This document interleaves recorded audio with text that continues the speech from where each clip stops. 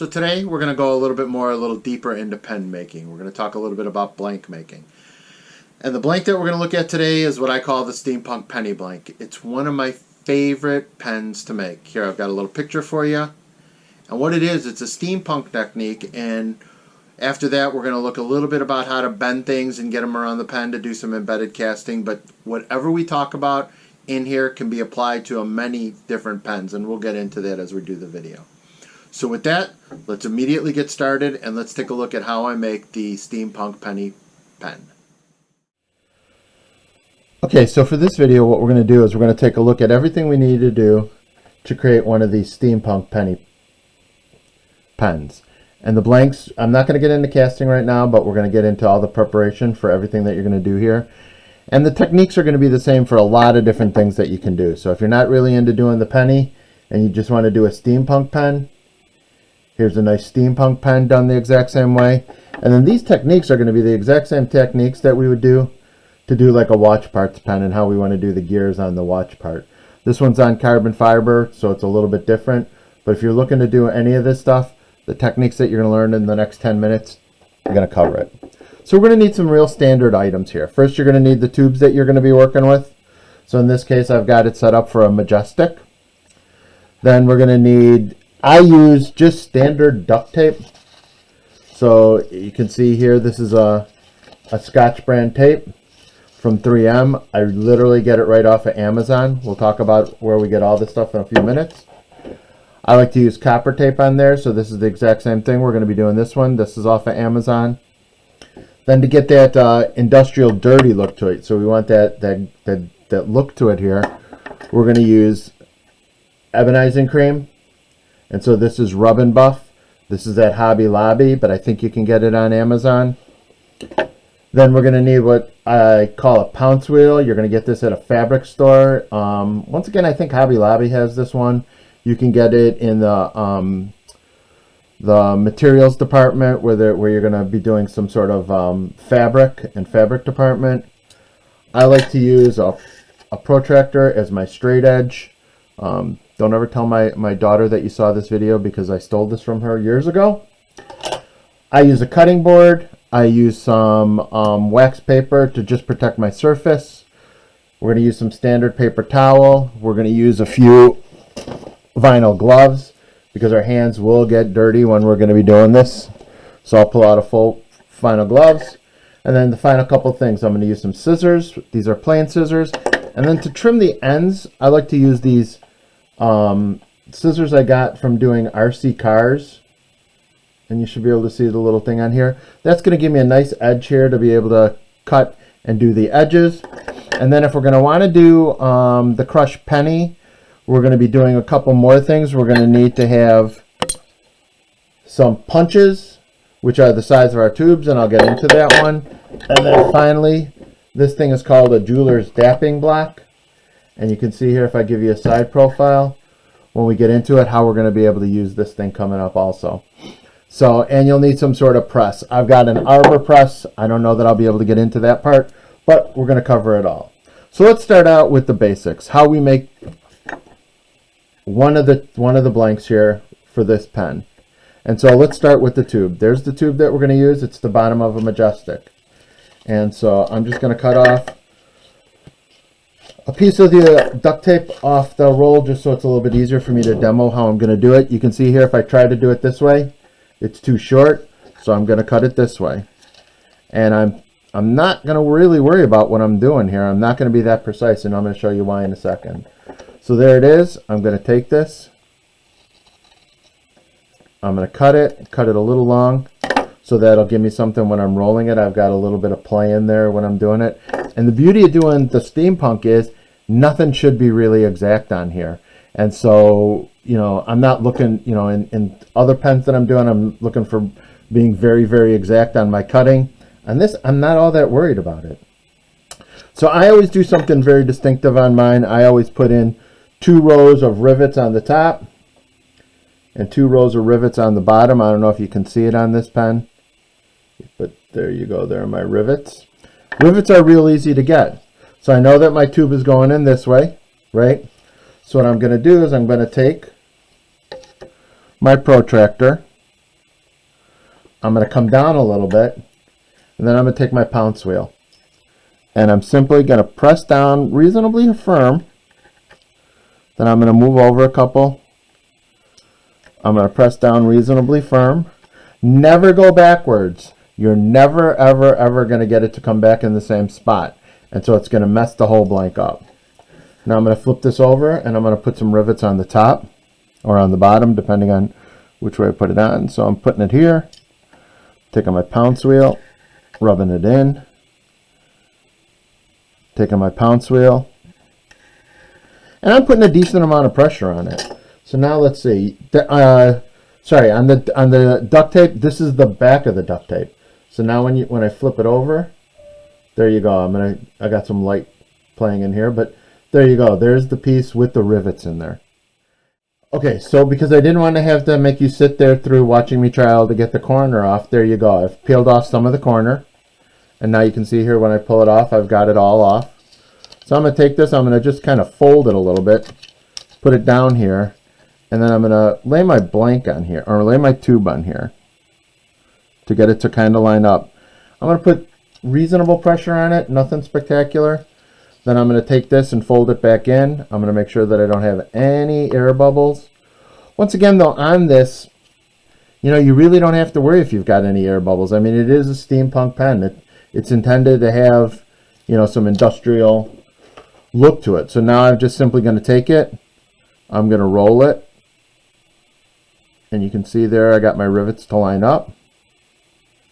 Got my rivets to line up. I'm going to press it out. And there's my blank. I've got the rivets on there.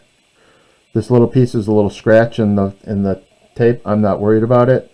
So now I got these ends here, right? And what am I going to do with them? You can see here I got the little bit of an end. That's where I'm going to take these scissors. And I'm going to just carefully work my way around that brass tube.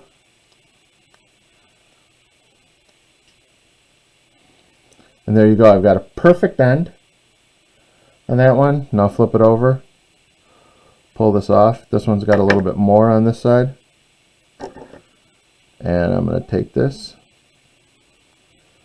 I'm going to cut it.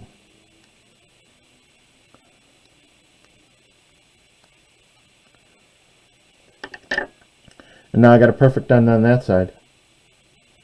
So now I've got the piece almost halfway done already. So now I want to get this part of it, this randomized copper tape on there. Same thing, here's my piece of copper tape. I'm going to simply take a piece, I'm going to cut it here, I'm going to put it with my pounce wheel again, and my protractor. I'm cutting on the back surface once again. So you can see here I'm cutting on the back surface. I'm going to make sure that I only go over it one way. I never come back in the back direction. So there's my first set. I'm going to pull out just a little bit because you can see it did pull over a little when I was doing my cut. So those are my rivets on here. So much like I did on the other piece, I am going to take a second here. Let's see if I can get this to go a little quicker. There we go. So I've got it peeled off. I got this little piece of tape peeled off. And now I'm just going to randomly cut them to length. And then when I cut them to length, I'm going to take it and I'm just going to arbitrarily put it on. So I'm going to cut another piece. That piece is a little longer.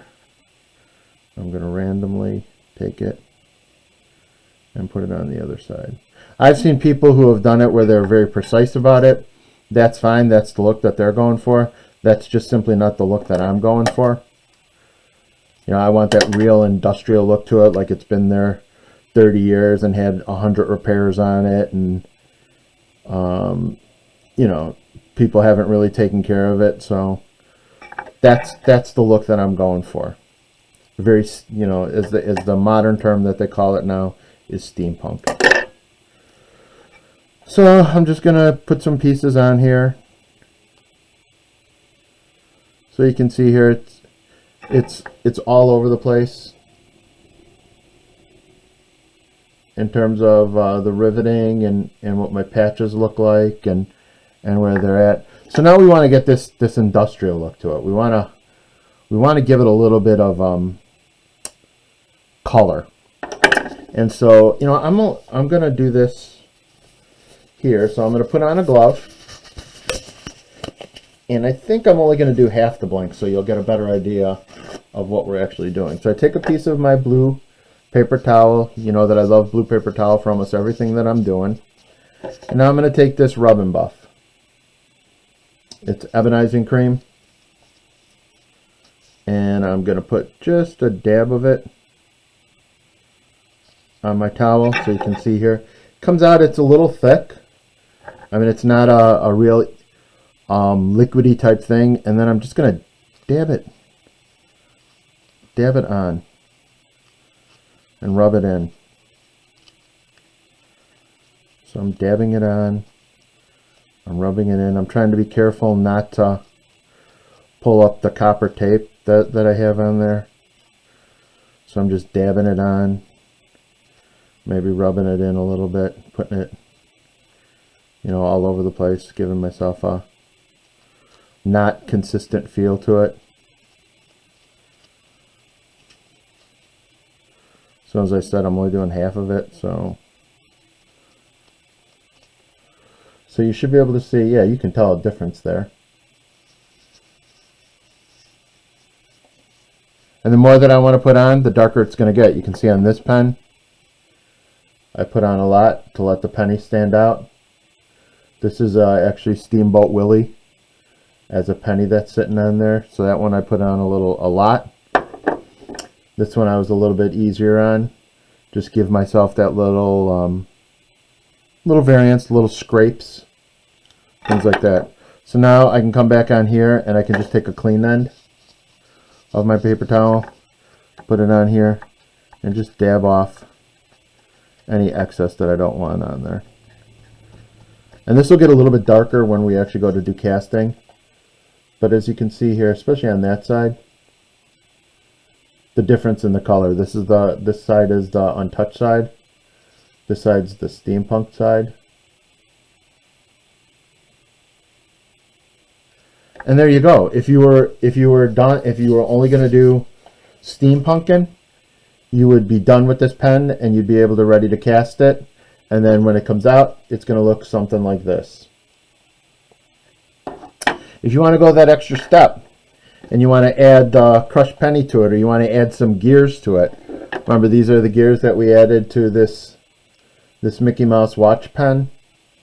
These are some gears that I added to it. So if I want to add the penny or the gears, once again, it's really simple. What I'm going to do is I'm going to take this is a Harbor Freight. This is a punch set. I use them for a lot of stuff, and we can talk about that. I use it as a disassembling tool. I use them all over the place. So what I do is I find a punch. Here's the top of the tube that I would normally be working with, and I find a punch that fits in there. And I want to give it a little bit of loose play in there, so then this way I like to overbend things just a little bit and then use my fingers to open it up so that when it presses on. So you can see here, this is ostensibly the roundness that I want to do on anything that I'm going to put on here. So now I'm going to take my dapping block, my jeweler's dapping block, and you can see here this has got all the different little indentations, and you try to find the one that fits the best. And you can see here, if I did that one, it's got a gap. So I know from having used this a million times that that's the spot that I want it in. So then what I would do is simply take my object. This is a penny. And these can be watch gears. These can be whatever you want it to be. And I put it in here. I line it up. I take my punch. And then I unfortunately can't show you this right now. I'll take a picture of what the arbor press looks like. and then I'll put this on my arbor press, and then when I press down with the handle on the arbor press, the penny will go into that spot as it gets pressed down in. And then when I pull it out, there's the penny. This is another Steamboat Willie penny. And then you can see here that when I was to put it on the tube, it's perfectly pressed to the diameter that I'm working with. And then obviously I would steam punk this part. I would use just a small dab of super glue, or in my case I use Glue Boost on it, just to give me some adherence on it. And then I would let it sit for a couple days. I'm going to let the whole thing sit for a couple days, just because that's how I do things. And then I'm going to get it to cast. Now you will have a problem, I'm going to tell you, is if you let these things sit too long, this copper tape will have a tendency to pull up. And so you don't want to let it go too long on it. So in essence, we're done. What did we do as a recap? I've taken my tube. I've taken a piece of silver duct tape that I got from Amazon. I cut it. I took my pounce wheel and put the tape on there, used my pounce wheel to give me the pattern that I want, only going over it once, never going back. Then I did the same thing with this smaller copper tape, and then I just, randomly put a pattern onto the pen that I wanted to do. I used rub and buff. Put the, I rubbed the dirt on there, and then I let the thing sit on there for a few minutes, and then I rubbed it off. And then if I wanted to put anything else on there, it's just simply taking my arbor press, putting it in, pressing things down on here, and getting you to pinch out the way you want things to go on here. And then you're done. Now you're ready for casting. So I'm not going to have time to talk about casting in this video, but promise you we are going to talk a little bit more about clear casting at some point in the future. So you can see there with the techniques that we learned, it's a very simple process once you know the recipe. So, right in this video we use duct tape, but there's nothing stopping you from using carbon fiber or a label as your backdrop. Embedding objects is easy. What we're going to use is we're going to use a punch, we're going to use the jeweler's dapping block and an arbor press, and we're going to bend it onto whatever surface we want using the right punch there. So with that, I think we're done. So as always, I thank you for watching my video. If you have any questions or comments, please drop them in the part below. I do follow up on every question or every comment that someone has. If you have any ideas for any additional topics you want, please put them below, and I promise you I'll get back to you on those too. And then finally, if you enjoyed this video, give me a like, subscribe to my channel, and I hope you have a good day. Thank you.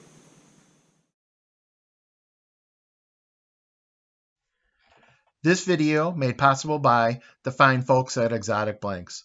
For all your pen making needs, Exotic Blanks has you covered. Find them at www.exoticblanks.com. And also by Pen Makers International, the educational source for pen making.